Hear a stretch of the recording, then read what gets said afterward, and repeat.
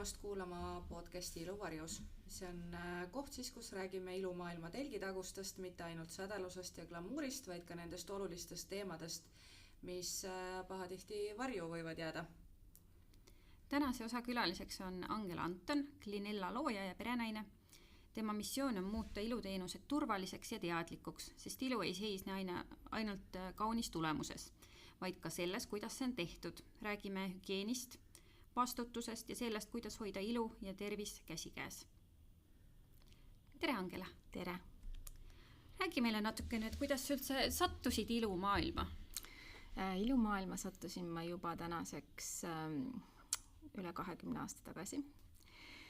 Ja tegelikult täiesti ka jälle huvitavalt, et tegelikult minu siis esimesed töökohad olid raamatupidaja, sekretäriasjaja ja töötasin maavalitsuses, töötasin pangas, töötasin advokaadibüroos, kõik sellised kuivad töökohad.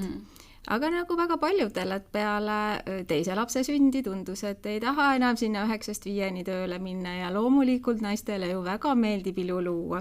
Ja see tundus nii huvitav, ma arvan, et siuke väga klassikaline lugu nagu juhtub väga paljudega. Ja sattusin siis, tollel ajal oli väga populaarne just siis kunstküüned. Et läksin õppima küünetehnikuks, mõtlesin, et ükskõik, on see siis mõni käib kudumiskursustel, ma käin siis küüntekursustel. Aga see pall võttis mind kuidagi enda sisse ja üks sammis teiseni ja sealt edasi ja välja ma sealt enam ei saanud. Et kuni selleni, et hakkasime siis koolituskeskust looma ja hiljem siis rohkem koolitusele pühendunud. Ja kuidas Clinella sai alguse? Clinella tegelikult saigi siis selle koolituse, kuna ma tegelesin siis kunstküünte, üks asutus siis kunstküünte koolituse vallas, aga ma olin ka kosmeetikute liiduga seotud, sest tollel ajal ei olnudki rohkem selliseid, ei olnud küünetehnikute liit, ei olnud mingeid selliseid liite, aga oli soov selline, et selline tunne, et kogu aeg on vähe, et tahaks rohkem ja rohkem teada, rohkem osaleda, rohkem panustada. Ja ma liitusin kosmeetikute liiduga. Ja sealt kaudu juba jõudsin siis minuni jõudis siis seesama juba tollel ajal tegelikult 15 aastat tagasi või juba 20 aastat tagasi kõik need kutse andmise teemad on mulle olnud väga südamelähedased, sellepärast, et kuna ma ise olin siis asjaajamise osas lõpetanud halduskorralduse eriala Tallinna siis Tehnikaülikoolis, siis mulle tundus, et kuidas ma nagu olen mingi 6-päevase kursusega küünetehnik, et iluteenindajatel oleks ka vaja rohkem haridust, et minu jaoks juba see, et okei, et võib-olla sa isegi oskasid seda tööd pakkuda, aga ma tahtsin nagu neid võimalusi, et ma saan valida, et ma saan kooli minna õppima, et miks ma ei saa kooli minna õppima, äkki ma tahan minna kooli õppima. Ja siis mulle meeldis ka mõelda, et ma tahaks, et mul oleks nagu selles mõttes, kas kutsetunnistus, aga paber selle kohta, et ma olen see või see ilueriala, eks ju, et juuksur saab õppida koolis, et miks küünetehnik ei saa koolis õppida. Ja võib-olla selles valdkonnas olime üks eestvedaja, et see jõuaks ka kutsekoolidesse. Kuni selleni, et koostasime siis toona olid sellised asutused nagu Innoved ja neid tänaseks riiklik õppekava ja osalesin siis selles töörühmas, kutsestandardite töörühmades, kutseandjate juures olen olnud vist 4, kaasa arvatud siis, kui oli Mereneid kutseandja, olin siis ise selle, kutsekomisjoni juht. Et kõik see selline, just see kutse andmise pool, see koolitamise pool, see selline, et äkki keegi tahab paberit. See minu enda jaoks on see minu arust nii äge, et sul on, et sa oled nagu nii põhjalik, et sa tahad, ma ei taha lihtsalt küüsi teha, ma tahan olla küünetehnik näiteks, mul on paber selle kohta. Ja sealt edasi, ma jõudsingi, aga siis, kui ma olin koolitaja, siis ma hakkasin märkama pikka aega ja mul endal tekkisid küsimused hügieeni osas kõige rohkem. Kõike muud sai õppida, toodete kohta, kõikide kohta sai õppida. Hügieeni osas, kuhu sa helistad? Terviseametisse. Öeldakse, vaadake see tervisekaitsenõuded iluisiku teenust osutamisele, blablabla. No loed läbi, mis sa sealt saad. Ega suurt ei saa midagi. Tõlget oleks vaja. Aga kuidas ma seda ellu viin, mida te soovite? Ma hakkasin neid tõlkeid sinna taha otsima, neid vahendeid sinna taha otsima. Ja ma sain aru, et see hügieen on tegelikult nii lõputult põnev ja nii palju enamat kui instrumentide puhastamine. See on ka oluline.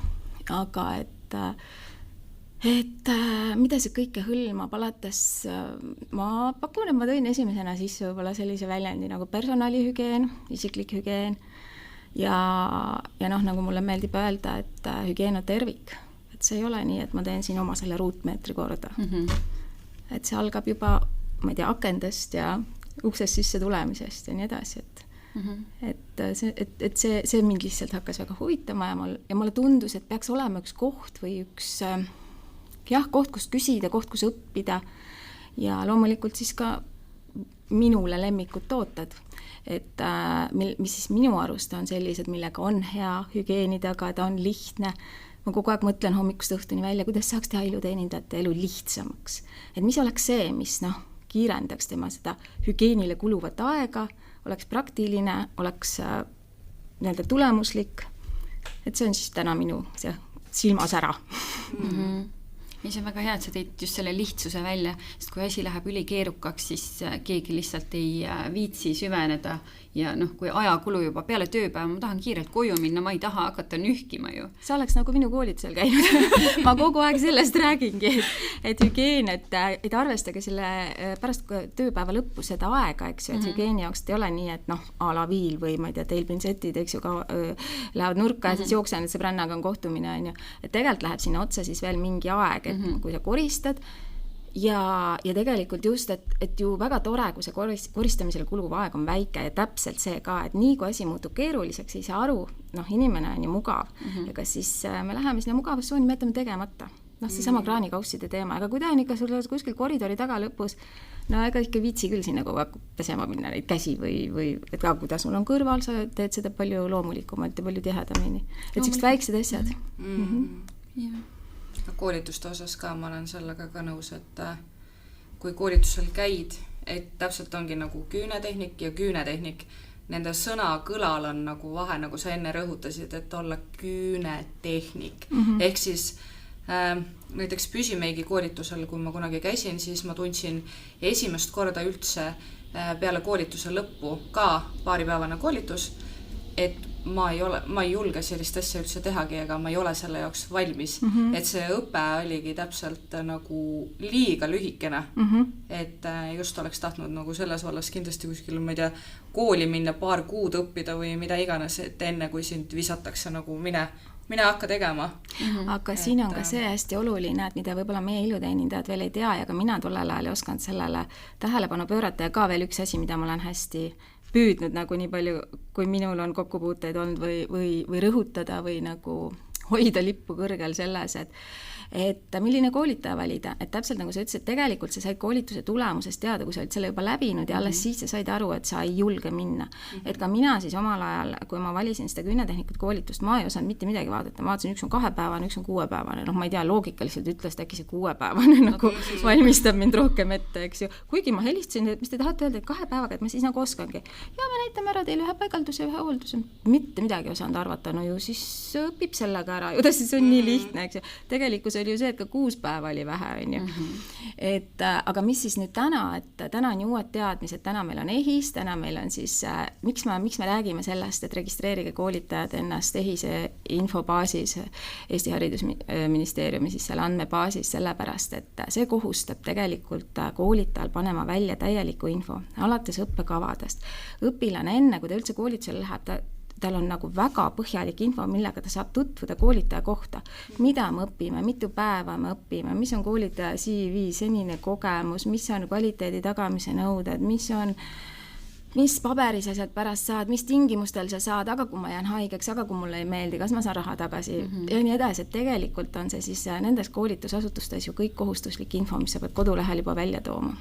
Et sa ei lähe pea ees vette, et see midagi on vist, noh. Muidugi tänapäeval on see koolitajate üleküllus, et ma mäletan, kui ma ise, no tõesti, ma olin 16-aastane, läksin küünekoolitusel, tänapäeval ma ei tea, kas 16-aastaselt keegi mind võtaks üldse. No see oligi 2 päeva ja siis hakkasin ise seal nokitsema, et noh, hügieenist 0 sõna, nagu tõesti mitte midagi head öelda, võib-olla, et pese vahepeal käed ära.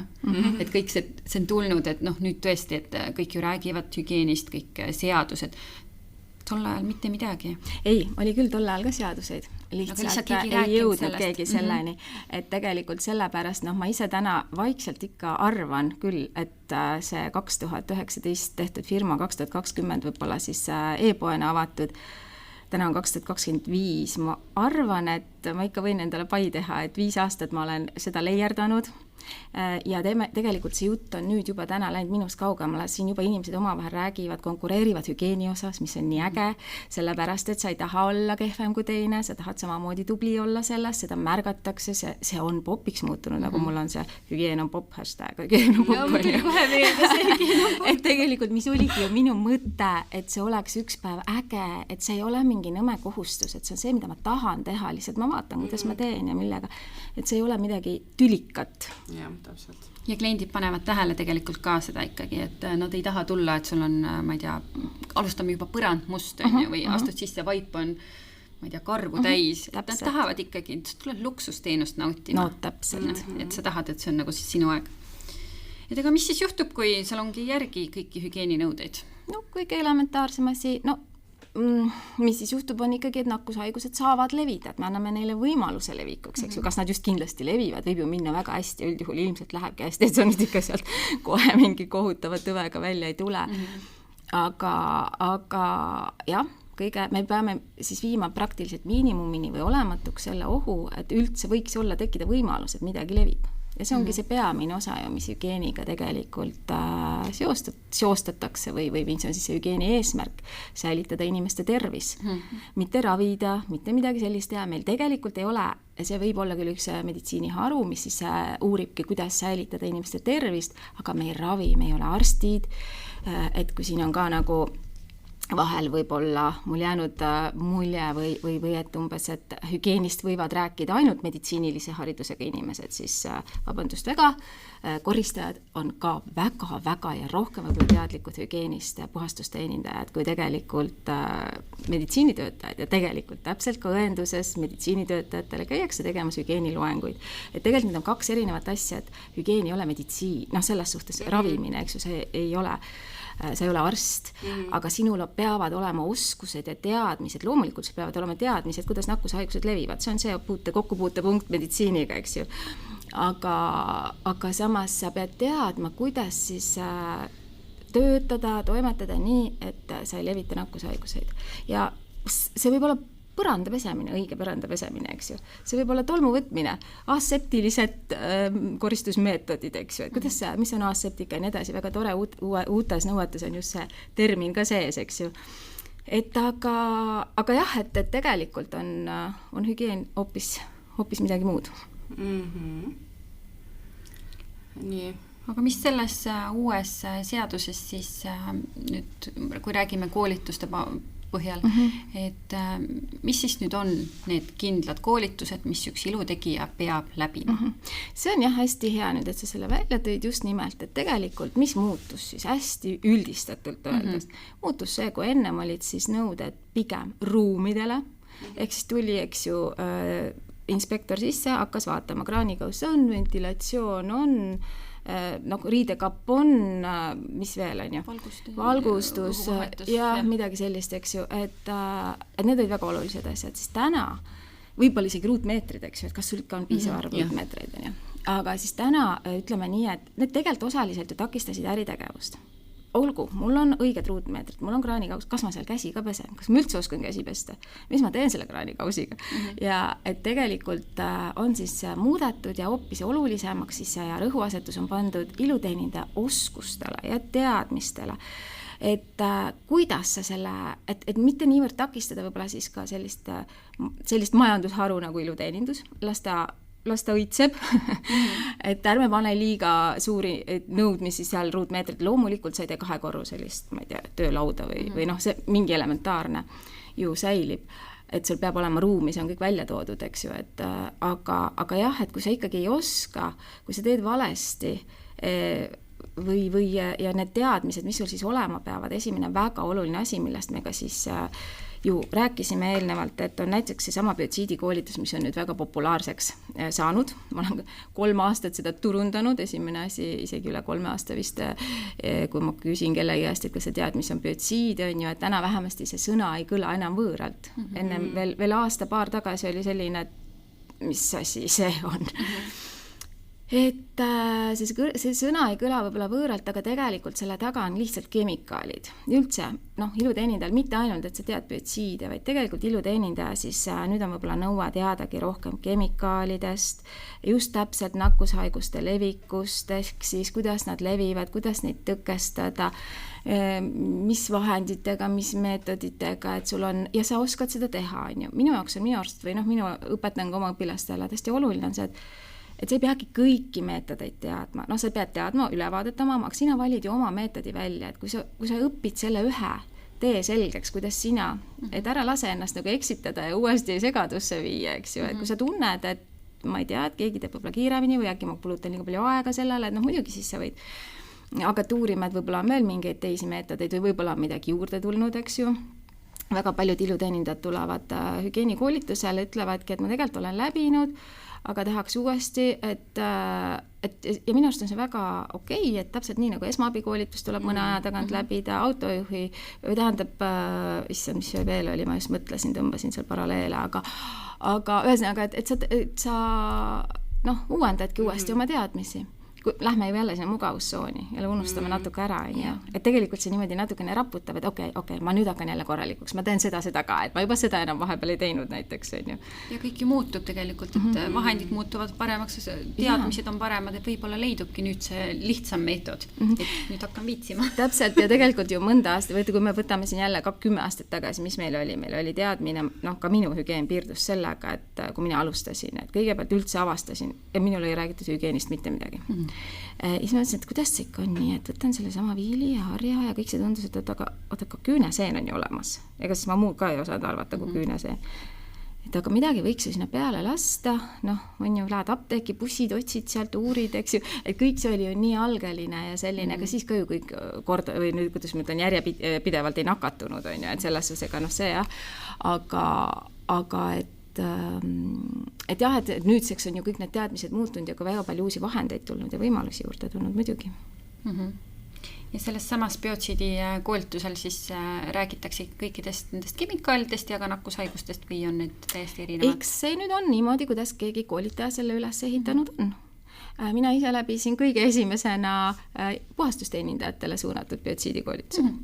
Ja ma saingi seal koolitusel aru, et et ma saan selle paberi, mis on oluline, aga iluteenindajal ei ole nagu selle koolitusega väga midagi peale hakata, et tegelikult on vaja neile luua nende biotsiidi koolitus, et nemad, et seal meil on nii palju nagu teistmoodi asju ja siis loomulikult ma ka panin sinna väga palju infot sisse, mida ma kõike veel arvan, et selle raames iluteenindajal vaja teada oleks. Ja laiendasin seda üldistelt kemikaalidele ja nii edasi, et see juba on niisugune koolituse teema, aga jah, et põhiline on ju see, et mis on kõige tähtsam, et sa oskad ohutult neid kasutada. Mitte nii, et panin sörtsuke siia sisse, midagi ikka teeb, eks ju. Pritsis silma, issand, nüüd on silm paistes, mis ma nüüd teen, eks ju. Kui sa hakkad küsima selliseid detaile, et kas sa seda lugesid või seda enne vaatasid või ei, mis see on? Et ainult tegelikult teadmiste suurendamine, et sa oskaksid ennast kaitsta ja et sa oskaksid oma kliente kaitsta. Kas ei olegi muud? Sa oskaksid kemikaale ohutult käidelda.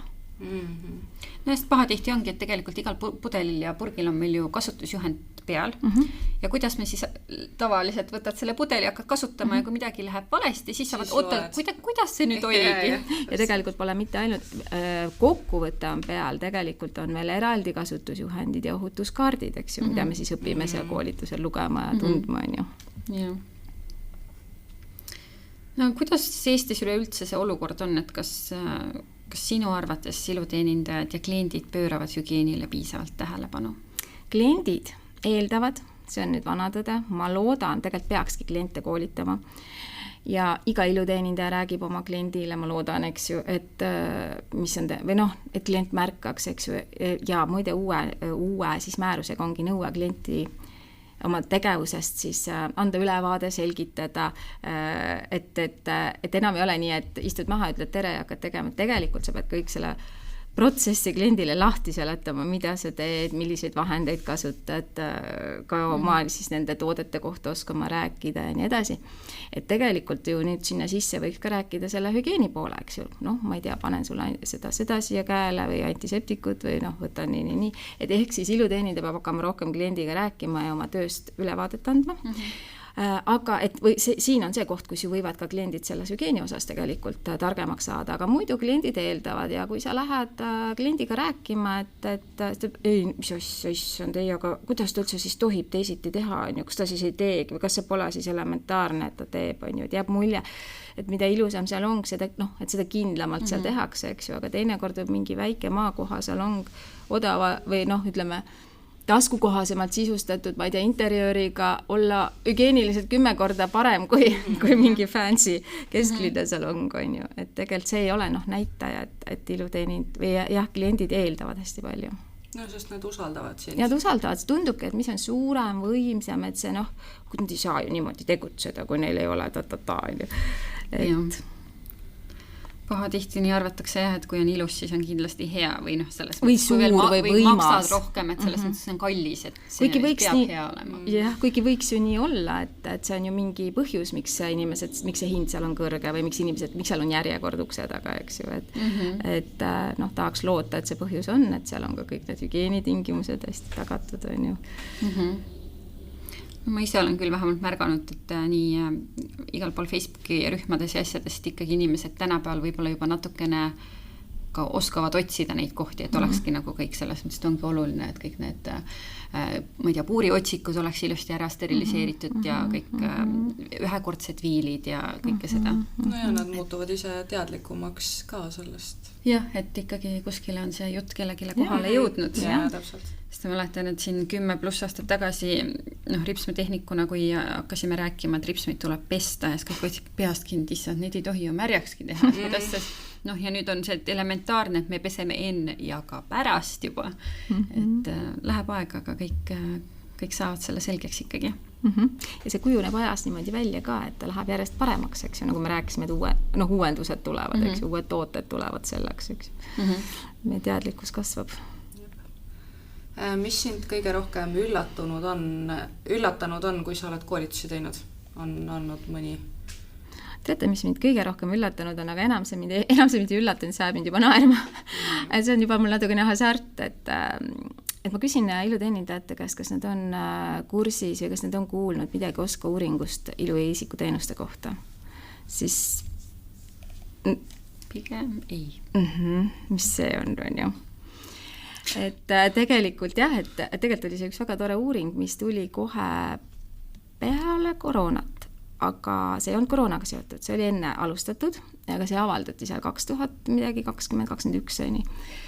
Ja see võttiski väga hästi kokku iluteenindajate hetkeseisu, nende teadmised, nende koolitused, see on väga pikk uuring, aga mis siis sealt välja tuli, siis minu jaoks oluline ja tookord ka siis, miks ju Töötukassa ühel hetkel lõpetas iluteenindajate koolitamise, tegelikult oli ka see uuring seal taga, et ja välja tuligi see täpselt juba tollel ajal, et muidugi erinev koolituste siis kvaliteet ja pikkus ja tulemus, aga et seoses siis väheste või madalate teadmistega ja hügieeniteadmistega on oht klientide tervisele nagu väga suur, tekitada terviseriske, eks ju, ja tuleb rohkem baasõppes panna tähelepanu hügieenile ja kõik see osa on seal siis, pluss seal oli ka juba sees siis see biotsiidide teema, eks ju. Et tegelikult jah, et see hügieeni ja üldse sellised, et need erineva kvaliteedi koolitused ja et 2-päevased, et sinna nii-öelda töömaailma jõudnud iluteenindajad tegelikult ei ole veel valmis terviseohutut teenust pakkuma. Et see on nagu selles suhtes jah, on nagu mind paneb imestama, et see on hästi meie valdkonda puudutav asi, et me ei ole sellega kohtunud, on ju. Et tegelikult jah, et hästi igaüks pusib oma ette ja kuidagi selline praegugi need teadmised, et tegelikult võib-olla mis nüüd võib-olla juba hakkab see rahunema see selline hirm selle üle, et oi, nüüd on kõik teadmisi vaja, nüüd on tunnistusi vaja. Tegelikult ei ole kellelgi tunnistusi vaja otseselt, eks ju, lihtsalt läbi koolituste sa saad teadmisi, on ju, et ja seda tõendavad tunnistused, aga lihtsalt meil ongi vaja võib-olla rohkem seda üldharivat poolt selle iluteenuse ümber, mis on meil jäänud siiani kuidagi nõrgaks, et me oleme ainult keskendunud sellele ilusaks tegemisele, nendele toodetele, sellele tegevusele, aga et kõik see muu, et me ei räägigi siin ja muide, kui siin ka selle uue määruse juurde tagasi tulla, et kui uus määrus keskendubki siis pigem sellele, mida iluteenindaja oskab ja kuidas ta seda ellu viib, mitte ka ainult oskab, eks ju, et mul on tunnistus, vaid sa reaalselt oskadki seda ellu viia, pesed käsi õigesti näiteks, eks ju, enne igat klienti. Üldse kätehügieen iluteenindajatel muide on ka hästi madal ja tegelikult üldse iga koolitus võiks alatagi kätehügieniga, eks ju, nii nagu meditsiinis on elementaarne, on ju. Ja siis, aga mis siis veel selles uues määruses, mul homme tulebki selle kohta ka webinar, aga just see, et tegelikult see ei tähenda, et su ruuminõuded on kuskil ära kadunud. Need läksid natuke teise seaduse alla, need on kogu aeg olnud teise seaduse all. See on see, kuidas iluteenindaja enda tervist kaitseb, et see on töötervishoiuseadus, see on tööohutus ja teised inspektorid tulevad seda kontrollima. Täpselt samamoodi peab sul valgus olema, sul peab ventilatsioon olema, sul peavad kõik need nii-öelda selleks, et töötada nii, et sulle tegiks kutsehaiguseid või sa ei haigestuks. See on töötervishoiuseadus, see on riskianalüüsid, see läheb kõik sinna alla. Et lihtsalt üks siis tervisekaitsenõuded või siis need nõuded iluisikuteenuste osutamisele reguleerib seda, kuidas sa klienti teenindad, aga see, et sa ise terveks jääd, seda siis suures plaanis reguleerib nüüd siis see töötervishoiuseadus. Tegelikult kõik need asjad on olemas. No ma arvan, et tavainimest või selles ilutegijat, et ta teebki selle oma töö ära ja võib-olla ta nagu ei pühendugi nii palju seda aega erinevate uuringute ja seadustega tutvumiseks. Ja võt, see ongi võib-olla see, et võib-olla võiks kindlasti. Et võiks olla ka ju, et teised valdkonnad teevad seda, on ju. Et miks sa nagu tahad nii vähe teada, ma küsiks siis, eks ju, et ole siis laiema silmaringiga, huvitu rohkem elust, on ju. et see ju tegelikult sama, eks ju, seaduse mitte teadmine ei vabasta sind seaduse täitmisest. Et lihtsalt tuleb teada, kui sa oled loonud ettevõtte, mida ju tegelikult iga iluteenindaja on sunnitud olema, sa oled tegelikult juba ettevõtja, juba selle kaudu laieneb sulle väga palju kohustusi, sa pead teadma, mis ettevõtjale mis seadused laienevad ja mis kohustused on ju. Ja kuidas nüüd see sügis siis on olnud, et kas on märgata, et märkimisväärselt rohkem inimesi tahavad tulla koolitustele? On ja see hakkas juba kevadel. Et on ja väga tihti küsitakse, et kas ma saan ikka tunnistuse selle kohta. Et see hirm, et ehk siis millest on nagu kahju, et seda ei tulda nagu teadmisi võib-olla, ma loodan ikka, et teadmisi ka saama, aga pigem, et kas ma tunnistuse saan, et korraks jääb siuke mulje, okei, ma kirjutan sulle tunnistuse välja, mul lihtsam, sul lihtsam, on ju. Aga jah, et tegelikult ikkagi ju mõte on taga teine, et õpetada ja mina ise proovin küll, jälle õppija, täiskasvanud õppija võtab vastutuse õppimise eest ise, eks ju, nagu öeldakse, et täiskasvanud õppijale sa ei saa kulbiga pähe panna, et ta peab ise tahtma, on ju. Et ma püüan nagu nii-öelda endast maksimaalse anda, et see osa selgeks saada, tal on alati võimalus küsida. Et, ja siis seda me kinnitame tunnistusega. Aga kuidas see koolitus ise välja näeb, kas sinu juures saab läbida ainult koha peal või on ka netiversioone? Kui pikk see koolitus on ja kas üldse sellesse aastasse veel mahub uusi õpilasi? Mul on erinevad koolitused, kunagi ma tegin ka sellist hügieenikoolitus, tegelikult mulle ei meeldinud see nimetus hügieenikoolitus iluteenindajale. Ma ise mõtlesin, et võtleks midagi ägedamat, näiteks hügieen kui kvaliteedimärk, eks ju, ja mulle tundus, et see on ju, ja ma püüdsingi seda koolitust niimoodi ka seda õpetada, et tegelikult täpselt nagu me täna alustasime, kliendid tulevad ja märkavad, eks ju. Aga mida nad ei märka, nad ei mõtle, et kas siin mikroobid ka levivad, nad märkavad, et on puhas, aga see, et on puhas, ei tähendab seda, et ka mikroobide levik on peatatud, eks ju, kui see on õigesti puhastatud, ehk siis nendel on seos, üks klient märkab seda siis sellise kvaliteedi nurga alt ja tegelikult iluteenindajana see pakub siis seda. Mulle meeldis nagu jah, sellist natukene sinna sellist paralleele tõmmata. Aga siis ma sain aru, et tegelikult mitte ühtegi, või vähem ilutee, võib-olla see oli ka aja küsimus, võib-olla see hügieeni, need asjad ei olnud veel nii populaarsed, aga et rohkem hakkas kõnetama siis, kui see oli suunatud kosmeetikule, juuksurile, küünetehnikule, et sa nagu ikkagi personaalselt puudutad seda iluvaldkonda. Ja väga palju seal ju erinevus ei ole, natukene tuleb, eks ju, mingi töökoha mõistes ja võib-olla mingite pindade desinfitseerimise osas ja võib-olla instrumentide osas ka natuke erinevust, aga üldnõuded on ju tegelikult samad, et võiks tegelikult sama koolitust teha kõigile. Aga jah, ja tegelikult ma ei ütleks, et nüüd nii meeletu tung on, et nüüd ei mahuks ära ja minu koolitus on veebikoolitused, ma ei tee koha peal, just sellepärast, et siis ükskõik, oled sa seal Võrus või oled sa seal Pärnus või Kuressaares, et sa ei pea raiskama oma aega kohale sõitmiseks ja üks koolitus on 2-päevane, alati on ju kaugemalt tulejatele probleem see ööbimine ja miks ta on 2-päevane, sellepärast, et mulle tundub, mu kogemus koolitajana on nii suur, et ma võin öelda, et peale kella 2 ei õpi enam keegi praktiliselt mitte midagi. Ehk siis see on ka mõeldamatu, et sa 10 kella 2 nagunii pead seal niimoodi juba siis õhtuks või ütleme, isegi olenemata sellest, et sul on vahepeal pausid. Ja jälle, et see ikkagi, ja mulle tundus ainuke lahendus see veebikoolitus ja jälle tänu koroonale me saime kõik väga selgeks selle igasuguse veebimajanduse, on ju. Ja ma ei tee neid salvestatud või selles mõttes mul ei ole ette salvestatud, et iga koolitus mingil moel sünnib koha peal. Natukene ju selles iga osaleja, et mõned on ägedamad koolitused, ma ise tunnen mõnikord, et see on nii kihvt grupp oli ja nii palju küsisid ja nii hästi elasid kaasa, töötasid kaasa, mõned on siuksed, et kui saaks, paneks pildi ka eest ära, on ju, aga ma ei luba. Ma ütlen kogu aeg, et ma ei taha musta seinaga rääkida, ma tahan inimestega, ma tahan nagu tunda seda personaalset, me ikkagi nagu omavahel vestlema, on ju, et aga jah, muidu veebikoolitused ja ruumi on veel, homme näiteks reklaami, mis sa reklaamid, aga on ühel koolitusel ainult üks inimene. Et hästi kurb on, et sageli on ka siin, ma tegingi üks päev ka, et nii kurb on, kui mul siis see koolitus saab mööda, ma ei tea, kas sellest, et ta võib-olla kellelegi räägib või kiidab siis see õpilane ja siis tuleb kohe, millal teil tulevad millal on võimalik järgmine kord seda läbida. Issand, mul just oli see ja võib-olla oli 1 kuni 2 õpilast, et mul oleks olnud nii palju kohti, on ju. Et ma teen seda, ma ka ei tea, kaua ma jaksan või tahan või viitsin selle ühe õpilasega koolitada.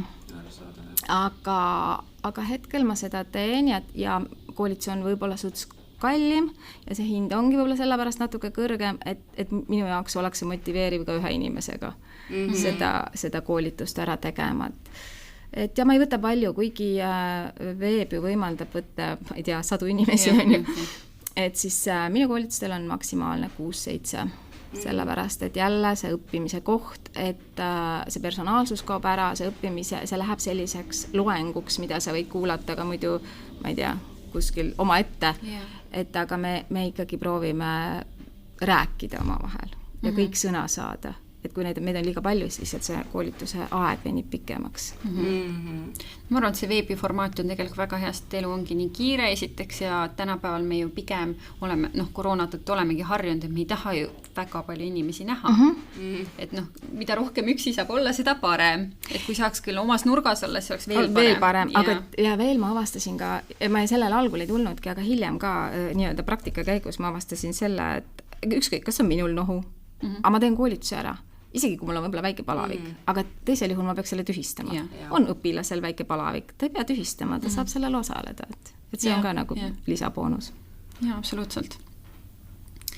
Sa tõid välja, et kui klient tänapäeval märkab, et põrand on puhas ja et ta ei mõtle selle mikroobide kasvule, et aga mida ta veel peaks märkama, et ta saaks siis tagada, et tal oleks see tõesti suurem. Sest mul oli selline juhus, ma olen küll rääkinud, et mul ükskord sõbranna tuli, et issand, Silli, kas sa nüüd kuulsid, nüüd seadus muutub ja nüüd sul on vaja koolitusi, aga mul ei olnud ühtegi tunnistust seinal. Et kas sa oled ikka nagu läbinud? Ma nagu tõstin pakiga sahtlist välja, et mõned olen ikka. No väga hea, et siis saad ikka edasi töötada. Et aga, et millele siis see klient nagu, ilmselgelt on see paber, et kui sul on, nüüd mul on terve sein täis, nüüd kõik näevad, et mul on mõnel koolitusel käinud, annab kindlustunnet. Et aga, mis siis veel võiks olla? See on niisugune jälle selline lõputu seetõttu ega siis ju kui tahad, sa võid selle kliendi väga kenasti ära petta, on ju. Tema ju ei tea, mis vahendeid sa kasutad ja kuidas ja ega klient ei tea, et võib-olla puursterilisator ei ole enam see soovituslik või et sul seal mingi aparaat müriseb, et mis siis sinna sisse panid, võib-olla seal ainult vesi, on ju, et väga tihti, et tal olid küll kõik need aparaadid olid seal muidu seal ja ma vaatasin küll, et ta ikka nagu vist on ju hügieenist peab lugu, et aga ma arvan ikkagi esimese hooga see visuaalne pilt ikkagi see, mis annab meile kohe seal ja teine asi on iluteenindaja ise. Et ma arvan minul küll on kogemus, ma arvan meil kõigil on kogemus ka võib-olla sellise iluteenindajaga, kes ei tekita kohe sulle usaldust, on ju. Midagi on valesti. Tööriietus on must, juuksed on mustad. Erinevaid lugusid siin olnud, keset ripsmehooldust läheb teenindaja suitsu tegema. Et näiteks on ju, et erinevaid selliseid. Et ega siis klienti me ei saa õpetada, et mine nüüd vaata see vahend, kas ta hoiab seal toimajast kinni ja mis ta kasutab ja et lihtsalt ega siis temale jääb kahjuks ainult see visuaalne pool ja ilmselt see jutt, mida iluteenindaja siis juurde räägib, muidugi siin jälle võib ju, et räägin ilusa müügijutu juurde, tegelikult midagi ei tee, päris lõpuni me ei saagi. Tasub usaldada lihtsalt kõhutunnet ja vaadata, et kui midagi tundub kahtlane, siis tõenäoliselt võibki olla. Mis oleks 3 sellist kõige lihtsamat asja, millest siis iluteenindaja võiks alustada, kui ta nüüd praegu teeb sellise miinimumi, et aga mis ta siis nagu võiks teha, et natukenegi paremaks? Sa mõtled juba tegutsev iluteenindaja? Tegutsev ilutegija, jah. Sa mõtled siis õppimise koha pealt, et millised kursuseid ta peaks läbima? No kindlasti siis, kui tal ei ole läbitud, loomulikult see biotsiidikoolitus, eks ju, see juba on seadusest tulenev kohustus, siis esmaabist on olnud palju juttu, see oli esialgses plaanis oli sees selliselt või sellises kavandis, mida siis esialgu kevadel ei kinnitatud, et esmaabikoolitus saab ka kohustuslikuks ja et iluteenindaja peab siis oskama esmaabi anda, aga siis selles mõttes väga tore, kui ta oskab esmaabi anda, et meil ei peagi kõik seal kirjas olema ja ta võiks igal juhul seda esmaabi anda, aga näiteks jällegi töötervishoiu või riskianalüüsid ja niisugused asjad, töötervishoiuseadus ütleb, et igas töökohas peab olema, eks ju, vähemalt üks siis esmaabikoolituse läbinud töötaja, on ju. Et tegelikult siis ei ole nagu mõtet neid dubleerida, et igal juhul, mida rohkem sul on teadmisi, seda parem on, aga ma arvangi, et üks on siis see biotsiidikoolitus, tavaline hügieenikoolitus ja tegelikult nüüd mina siis teen eraldi sellist nagu dekontaminatsioonikoolitust, ehk siis see ongi siis mis keskendub ainult desinfitseerimisele, et kuna me ei saa panna võrdusmärki hügieen võrdub desinfitseerimine, ehk siis hügieenikoolitusel võib-olla me räägimegi sellest pildist laiemalt, kuidas koristada, võib-olla ka sellest, kuidas oma koristuslappe pesta, kus hoida, eks ju, et kui sa kogu aeg nühid põrandat musta koristuslapiga, siis ei saa puhtaks, on ju, et mis siis teha ja kuidas see lihtsam oleks, milliseid vahendeid valida ja nii edasi, personalihügieen, aga siis just see dekontaminatsioonikoolitus seal on siis täpselt, kuidas ikkagi siis mingi osa, mingid osad seal kattuvad minu koolitusel, kogu aeg on selline tunne, et ma ei saa seda ka välja jätta, tegelikult see on ka oluline ja muidu ta arvab, et see ei ole oluline, on ju. Eks ma seal kuskil niimoodi apelleerin seal erinevate teadmiste vahel, aga 3 sellist, võib-olla üks siis selline üldisem, siis selline võib-olla desinfitseerimisele keskendub ja siis veel lõpuks see biotsiidikoolitus, siis oled küll ikka igatepidi ristipõiki ära koolitatud, et mõnes osas võib-olla veel topelt. Siis mul tuli selline teema veel meelde siia vahele, et eelmine aasta tegelikult, kui oli samal ajal, kui see ilusektori üritus oli, oli hästi palju teemaks just, et see virotoni pulver, et pintsetid lähevad rooste. Räägime selle ka nüüd ära, et see viga ei ole pulbris, viga on tehnikus. See oli isegi mitte võib-olla tehnikus, viga võib mitte, kas see ongi viga, ütleme, aga põhjuseid võib mitu olla, on ju. Et tõesti see virutan pulberi maaletooja mina olen ja omal ajal jälle oma vajadustest lähtuvalt otsisime vahendit nendele töövahenditele, mida ei saa kuumutada. Aastaid 10 juba tagasi. Ja tollel ajal oli selleks hoopiski mis selle pulbri nimi mul hakkab meelest minema, aga Anios pulber oli see vist äkki või? Polnud virutan pulbrit ka olemas ja siis ühesõnaga erinevad seaduse keerdkäigud ja nii edasi see pulber läks ära, mingid firmad liitusid seda pulbrit ja tegelikult oli paanika, et mis siis nüüd kasutama hakata, mul endal ka toona veel ja ja siis me jõudsin selle, kui ma olin selle Clinella loonud, tegelikult see kõik sattus ühte punkti kokku ja tuli koroona ja kõik asjad, mul veel sõbrannad tegid nalja, et kurat, sa oled selle turundusega liiga kaugele läinud, on ju, et see kõik sattus nagu oleks planeeritud, on ju, et see hügieeni tähtsus üldse, aga jah, siis ma leidsin selle Virutam pulveri ja üleüldse ma vaimustusin kogu sellest Mediseptist ja ma müün sealt väga palju tooteid, noh, sellest siis nii-öelda tootja brändist. Aga Virutam pulveril on siis, tema koostis on selline, et ta ei, et sinna ei saa panna messingist ja selliseid toimeained on sellised, mis siis ei talu messingit, issa ma praegu peast ei tulegi meelde, mis seal veel olid, need materjalid, eks ju, ja kui sinu pintsetid sisaldavad, see oli nikkel, või kui nad on näiteks kahjustatud või ühesõnaga metall ei ole päris selline, see pealtnäha võib küll olla isegi kirurgiline metall, see ka ei ütle, aga üldiselt siis see metalli koostis võib olla selline, et natukene reageerida selle pulbriga ja see ei ole ainult Virutam pulver, tegelikult täpselt see kõrval on ju teine analoogne toode, mida palju kasutatakse, on Chemi-Pharmi pulver, tegelikult ka temal on täpselt samasugune tootekirjeldus, eks ju, et neid instrumente mitte või sellisest terasest instrumente mitte sinna siis vette panna või nagu mitte kasutada, eks ju. Et nad lihtsalt jah, see toimeaine on liiga tugev nende jaoks ja ta võib tekitada roostekihi. Aga nüüd, mis on veel vead siis, eks ju, tegelikult ütleme sageli võib-olla ei olegi, et no jälle see ka, et kui sa paned ultrahelivanni või kuskile, et sa ei viska neid kuskile või sahtlis nad ei ole, et sa pead hoidma neid kriimustuste, kahjustuste eest, et need pinnad oleks kaitstud, et kui need on rikutud, siis eks ju kindlasti ei ole seal enam seda, võib ta rooste minna, aga muidugi ka hästi oluline on pulbri õige kogus, et ei pane suvaliselt, toimeaeg, et ei hoia üle ja nii edasi, kõik sellised asjad võivad ka tegelikult mõjutada.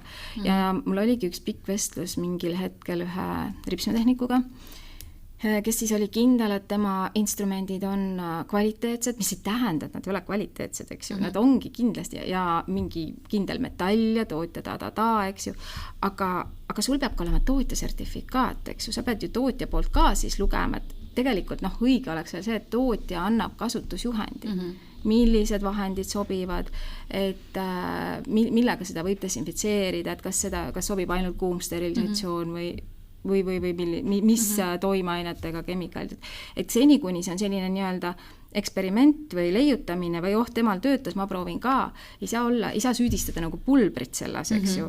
Et sinu enda vahendid võib-olla ei talugi seda toimeainet, tee kõigepealt selgeks, mis terasest, et võib-olla rohkem ka pühenduda. Ja sama muideks ka küünetehnikutel tegelikult need samad viilid, mille me üle olen siin nüüd jauranud, on ju, et ühekordseks kasutamiseks viilid. Jah, kunagi omal ajal, kui tuli meile või viilide kvaliteet muutus selliseks, et viilid ei kulunud ära ühe tööga. Sa said neid 5 tööd järjest 6-10, ma ei tea, olenevalt, kui tugevasti sa viilisid. Aga nüüd, et kuidas me nad puhtaks saame? Loogika on ju. Ja keegi ei rääkinud tollel ajal ühekordsetest, kuskilt nagu öeldi, aga siis juba see ühekordne pigem kõlas nagu nii, et ta kulubki ühe tööga ära. Ja nüüd, kuidas me neid peseme, loomulikult me hakkasime neid samamoodi selles Virutam pulverist pesema ja kõik tuli ju. Tänased viimased uuringud näitavad, et tegelikult võivad seal nii-öelda selle paberviili peal, tegelikult on nad ju kõik paberviilid, on ju, säilida ikkagi, et nad ei saa lõpuni puhtaks. Isegi Virutam pulveri juures on tootja öelnud mitte kasutada ühekordsete vahendite desinfitseerimiseks. Mis on nagu väga huvitav, et see on siis kas siis tulnud, seda varem ei olnud, see on nüüd sinna lisatud, et kas siis on tulnud küsimusi tootjale selle kohta piisavalt. Ja mina tõin turule ka ühekordsed viilid just selle mõttega, ja ma tean, et see ongi nüüd natukene selline ülemineku aeg võib-olla, küünetehnikutel on raske vastu võtta seda ja väga paljud nii-öelda müüjad, kes praegu müüvad ka neid viile, on kirjutanud oma tootekirjelduses, et pestavad ja nad ongi selles mõttes pestavad, et liim ei lähe lahti ja aga tegelikult ütleme, mis ma tegelikult see mõte oli jälle, tootja peab ütlema, kas see toode on ühekordseks kasutamiseks või on ta kordukasutavaks. Aga meie tootjad, enamus tuleb ju Hiinast, seal ei ole mitte midagi juures, kas seal on, eks ju, ühekordne või mitte, et see leiutamine, see arusaamine nüüd, mis on see ühekordne toode, mis ma temaga teen, et võt see on nüüd üks sükene ilmselt asi, mis veel alles aastatega siin paika loksub. minul on alati tekkinud need ühekordsed tooted on toredad, aga teistpidi igalt poolt on juttu, et kaitseme ikkagi loodust, võimalikult vähe rämpsu ja mulle tundub, et iluteenindaja töö toodab väga palju rämpsu, sest kõik meil on need katte, kõik need loorid, ma tahaks öelda, kattekiled, ei ole kile, aga see materjal on ju. Need siis on ühekordsed viilid, kõik on ühekordsed mütsid, et seda rämpsu tuleb nii palju. Tuleb jah, see on paratamatus, ega sa ei taha operatsioonile minna, ma ei tea, kellegi teise pestud, muidugi õnneks meil ei ole siin kirurgikabinet, on ju, loomulikult me ei tee operatsiooni ja meil on selle võrra lihtsam ja me ei peagi nii maksimaalseid vahendeid kasutama, olenevalt siis tööst. Aga rämpsu tuleb, aga tegelikult ma alati ütlen ka, et sellisel juhul kogu nende ütleme siis maailma, nii et kui maailma tahta päästa, siis me peaksime iluteenust ära lõpetama. Kas või nende samade kunstrühmade tootmine või ma ei tea, nende keelide tootmine või selle muu materjali tootmine, mis rämpsu see maailma tekitab või kahju, eks ju, nende tootmine. Et kui me räägime hügienist, siis me ei saa midagi teha, et mis on, näiteks on olemas biolagunevad kindad, ma üritasin ka müüa biolagunevaid kindaid, mis on müüdud või tehtud meditsiinile ja sa võid kasutada neid iluteenindajana, nad on sutsu kallimad, mis sa arvad, kumma kas ta päästab maailma või ta võtleb raha peale? Loomulikult siis tal enam maailma ei päästa, ta võiks osta ju need biolagunevad kindad, et nii-öelda siis, kui ta päriselt muretseb selle maailma pärast, on ju. Siis on meil tegelikult on sellist biolagunevat ja sellist, et võib-olla küll, mida ma ka räägin, sellist keskkonnasõbralikku mõtteviisi, saame küll tegelikult iluteeninduses ka arendada näiteks kas või nende kemikaalide osas. Mõned koostisained on keskkonnasõbralikumad, mõned natuke vähem keskkonnasõbralikumad, mõned on kasutajasõbralikumad, mõned materjalid on biolagunevad, mõned paberid on täiesti biolagunevad, et seal tegelikult saab natukene, muidugi lõpuni ei saa. Ja midagi teha ole, mul on tunne, et siin me ei nii julm öelda, aga siin, kui me õigesti prügi sorteerime, kui me need viskame õigetesse, siis nii-öelda teeme jäätmekäitlust õigesti, siis see lihtsalt käib meie tööga kaasas, sest teistpidi me ju levitaksime nakkuseid ja see on ühiskonnale palju kahjulikum. Ja lähevad need ühekordsed vahendid käiku meditsiidis, on ju, et teistpidi, et see on selline ring siin maailmas, et me peame, mõistlikkuse piiras muidugi, jah. Aga kuulda materjalid ja selles mõttes ikkagi natukene midagi saame teha selle nimel. Need samad minu ühekordsete viilide pakendid on biolagunevad. Kui ma juba siukse asja loes, mul on ka nagu endal kergem, on ju, midagi on nagu hästi ka. Jah, et midagigi teinud. Et sa mainisid ka seda, et sa ei tea, kaua sa jaksad seda koolitust siis ühele inimesele läbi viia, et aga mis siis edasi, et kuidas sa siis järgmistel aastatel Clinellat näed, et mis suund on? Ei, kindlasti ma koolitan, selge, võib-olla koolituste formaat muutub. Võib-olla tulevad teistsugused koolitused. Ma üritangi kogu aeg niimoodi vaadata, nuputada, aru saada, mida parasjagu turg vajab. Et pakkuda ja vahepeal on niimoodi, et läheb tükk aega ennem, kui läks selle biotsiidi koolitusega, ennem kui keegi, kui tekkis nagu arusaam, et seda on päriselt vaja, et tegelikult ma hakkan täiesti nullist, ma hakkan nagu ühte asja, võib-olla ma käin kellelegi närvidele sellega, mida võib-olla vaid kindlasti on ja tuleb jälle oma biotsiidi jutuga siin ja või mingi muu asjaga, aga tegelikult päris siiralt südamest minu soov on, kui ma lugesin ise seadusest välja, et nagu me ka eelnevalt rääkisime, et see biotsiidi kohustus ei tule sellest uuest määrusest, see on kogu aeg olnud ja see tuleb biotsiidi seadusest, eks ju. Või et kui iluteenindaja ei tee vahet, mis on meditsiiniseade või biotsiid on ju, või mis on kosmeetikatoode, mis on lihtsalt kemikaal, eks ju, mis asi on sellised terminid nagu antibakteriaalne, aseptika, antiseptika, kui sellised terminid ka ei ole selged, et siis ikkagi tegelikult natuke oleks ju vaja juurde õppida, on ju. Et teeks need asjad selgeks, ma ikkagi proovin neid teha hästi selliselt, võib-olla ma ise tunnen, võtan seda komplimendina, mulle on hästi palju öeldud, et ma seletan nii-öelda lihtsas keeles eluliselt, mulle meeldibki seletada niimoodi, et ma ei räägi arstidele, ma räägin iluteenindajatele, me räägime omavahel nii, et me saame sellest aru, põhimõttest aru, eks ju. See on oluline. Ja, et loomulikult mõned sõnad paratamatult on sellised keerulisemad, aga teeme need siis selgeks, mis selle sõna taga on, eks ju. Aga jah, et vastavalt vajadustele ja loomulikult, kui ma jälle ise avastan, et mingi teadmine võiks iluteenindajal olla, mis teeks ta elu tegelikult lihtsamaks. Eesmärk pole koolitada, eesmärk on iluteenindajate elu läbi selle koolituse lihtsamaks teha. Et see ongi minu see suur missioon ja tegelikult on nii ilus vaadata, kuidas tegelikult juba hakkab, ma ütlen, nagu ma ennem ütlesin, see iluteenindajate enda seas hakkab see konkurents pihta, et kuule, ma olen tubli, ma tegin nii, on ju, et kas sa juba käisid seal koolitusel? Mulle meeldiks, loomulikult oleks tore, kui auasi on kuskil seina peal ka Clinella tunnistus, eks ju. Et aga noh, see on see minu nii-öelda äri ja tegevus, millest mina proovin siis nii-öelda oma panuse anda iluteenindusse. Ja mis võiks olla, kui sa peaksid ühe muutuse ilumaailmas valima, et mis see võiks olla, mis sind teeks eriti õnnelikuks? Muutus. Tegelikult ma olen ise nii palju nüüd õppinud sellest kätehügieenist. Võib-olla see, et tõesti, et kõik koolitused algaksid kätehügieniga. Ja tegelikult see on ju nii lihtsasti saavutatav, kui lihtsalt kõik võtaksid ennast kokku ja teeksid ära. Üldse kätehügieni kui terviku mõistmine, et see ei ole ainult käte pesemine. Et mis on see kätehügieen, on ju. Väga palju on meil allergiaprobleeme. See tegelikult taandub ka lõpuks kätehügienile. Millega sa pesed, millega sa kaitsed, kas sa kasutad õigeid kindeid ja nii edasi. No see läheb veel juba edasi, eks ju, isikukaitsevahenditeni. Aga et jah. Ja võib-olla viimaseks ma veel paluksin ühe soovituse kuulajatele, et kuidas olla siis sama ilus ja hoida enda tervist nüüd siin sügisesel perioodil, et sinu kui Angela, mitte kui sinu kui Clinella koolitaja käest. Aga tegelikult see ongi nii lihtne, et täpselt esimene asi pese käsi. Teine asi, ärge kartke neid isikukaitsevahendeid ja neid maske, et jälle, et võib-olla see sõnum ka, et nad ei tee sind koledaks, nad teevad sind professionaalseks. Kui on ikka viiruste hooaeg, pane see mask ette, anna kliendile mask ette, kasutage antiseptikume, et selles suhtes ise saame enda jaoks hästi palju ära teha, et teinekord klient tuleb, ta ei teagi, et ta kannab mingit viirust, et sul on mask ees, tal on mask ees, et ma mõtlen just iluteeninduse kontekstis, et ikkagi isikukaitsevahenditega annab ka ennast turvata. Väga hea, sest võib-olla pahatihti on, et mõte, et ma näengi ju kole välja, kui mul on see ühekordne müts või kus ma lähen nende kinnastega ja issand, kui nõmed teised mõtlevad, et ma olen haige, kui kannan maski. Ma võin öelda, et mina vist olin, ma ise arvan küll, sest üheski küünetehnikutele tooteid pakkuvas poes toona ei olnud mingeid maske müügil ega kummikindeid ega mitte midagi, aga mina tulin, kui mina alustasin, mul juba oli kätel allergia.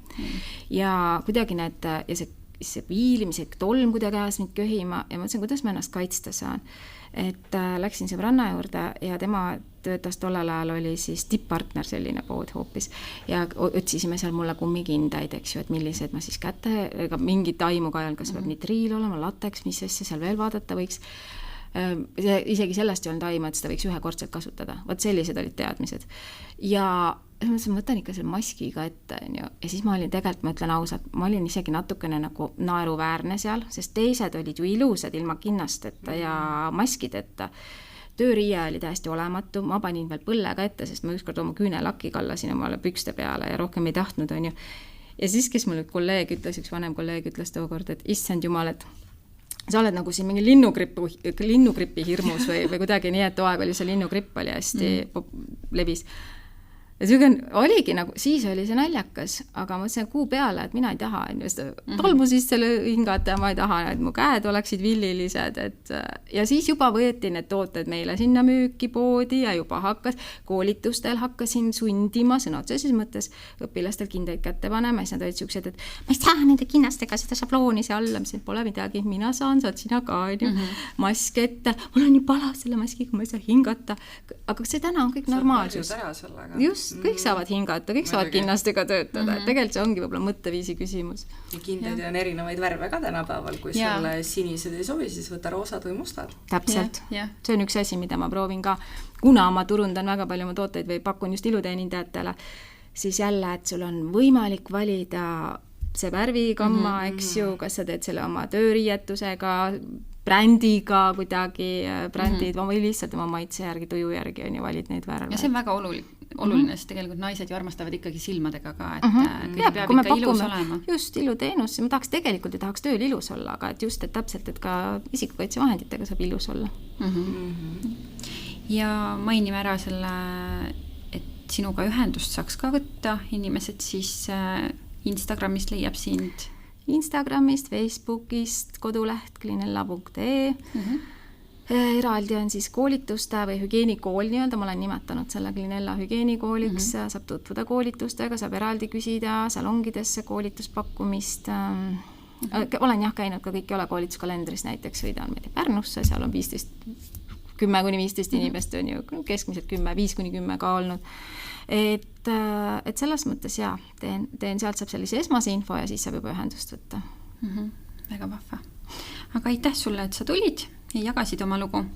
On selge, et ilu ja tervis käivad käsi käes ja hügieen on palju enamat kui lihtsalt reegel. See on hoolimine nii kliendist kui ka iluteenindajast. Aitäh ka kõikidele kuulajatele, et olite täna meiega ja kui tänane vestlus pani sind mõtlema oma ilu või tervise harjumuste peale, siis oled juba sammu võrra teadlikum ja tugevam. Võid jagada seda episoodi siis ka oma sõbraga, kui see välja tuleb, et kõik saaksid sellest kasu ja teada midagi. Ja ära unusta ka meid siis jälgida Instagramis ja kuulata ka järgmisi ilumaailma lugusid, mis tihti võivad varju jääda. Seniks hoolitse enda ilu ja tervise eest ning kohtume järgmises episoodis. Tšau, tšau! Tšau! Head aega!